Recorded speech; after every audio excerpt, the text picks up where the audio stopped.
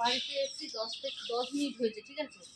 অরি তো প্রথমে একটু বুঝিয়ে দিলাম যে আমরা চলে এসেছি, ও বুঝে গেছে। আমাদের গাড়ি ট্রলির ঘর আওয়াজ শুনেই চিল্লাতে শুরু করছে, বুঝে গেছে। তো অরি আমাদের একদম চাঙ্গা আছে, ফিট আছে, সবাইকে বুঝিয়ে দিয়েছে। নেই বোঝ, শুরু হয়ে গেছে ওখানে দুজনে। আর এই দেখো, আর একটা জিনিস নিয়ে ভীষণ চিন্তা ছিলাম যে আমার গাছগুলোর কী হবে। তা আমরা চলে যাওয়ার পর দুবার, একবার তো কালবৈশাখী বৃষ্টি হয়েছে, আর মাঝে আর একবার টিপ টিপ মনে হয় বৃষ্টি হয়েছে।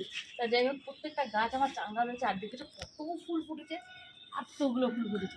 আমি নিচে ছিলাম, আমি ঘরদোর ঝাড় দিয়েছিলাম, কারণ ঘরদোর ঝাড় দিয়ে মুছে নিয়ে তারপর আমি একটু বাজারের দিকে যাব, ঠিক আছে, 7:30 বাজারটা তুলতে।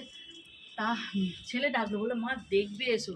তুই গাছ নিয়ে চিন্তা করছেন, দেখো গাছে নিজে থেকে আকাশ জল দিয়ে ছড়ো ছড়ো হাঁপিয়ে গেছে, ছাড় আর দৌড়াবি না। এবার এবার চুপচাপ থাক, ঠিক আছে।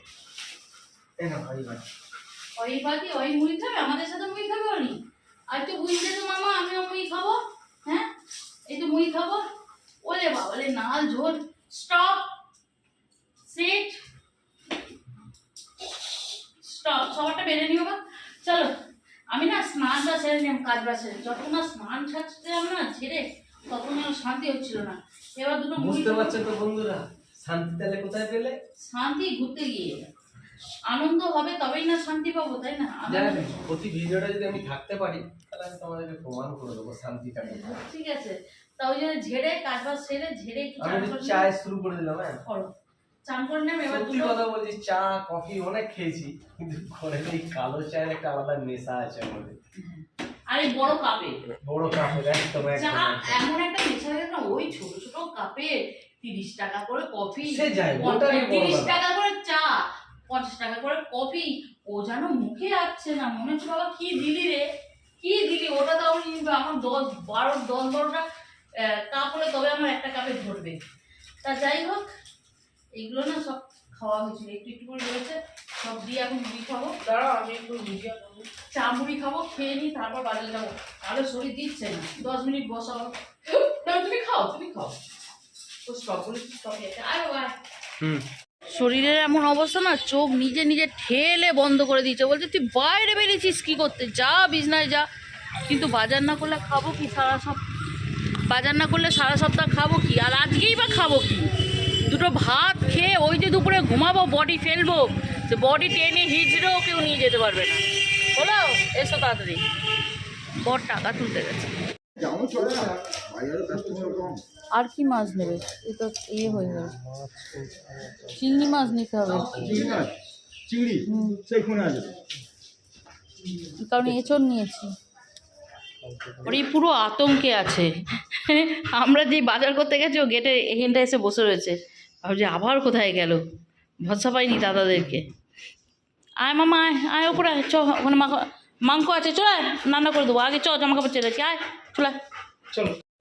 গ্যাংটকে যাওয়ার সময় লেবু কিনেছিলাম, ঠিক আছে, আর গ্যাংটক থেকে ফেরার সময় মাশরুম। তা ভেবেছিলাম বাড়িতে এসেই করব। তা বাড়িতে আস্তে আস্তে না এগুলো একটু হালকা কালসেটে ধরনের হয়ে গেছে।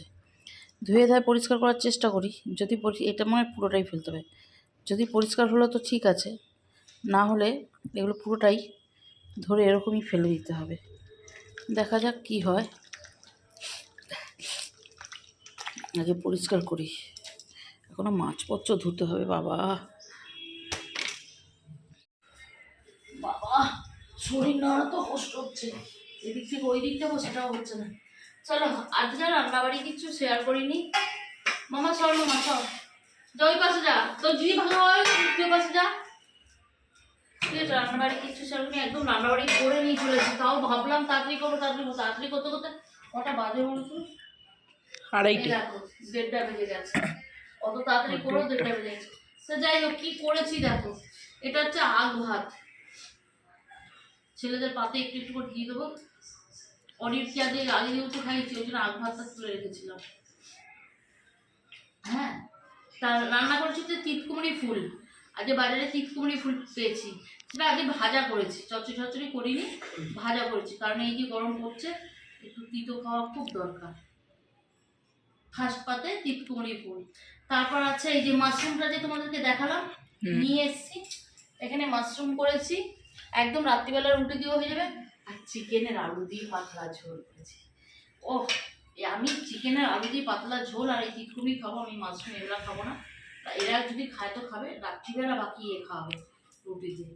এখন আমাকে চিকেনের ঝোল দিয়ে ভাত খেতে হবে, বুঝলে? খেয়ে টানা 4-5 ঘন্টা যদি শুতে পারি তবে যদি শরীর ঝরঝরে হয়। একদম শরীরটা টানছে না।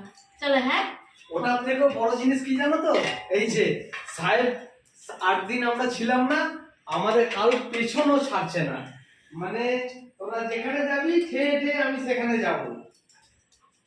এসো এই এসো এসো এসো। চলো চলো চলো চলো খেয়ে নি, হ্যাঁ বন্ধুরা, চলো খাই।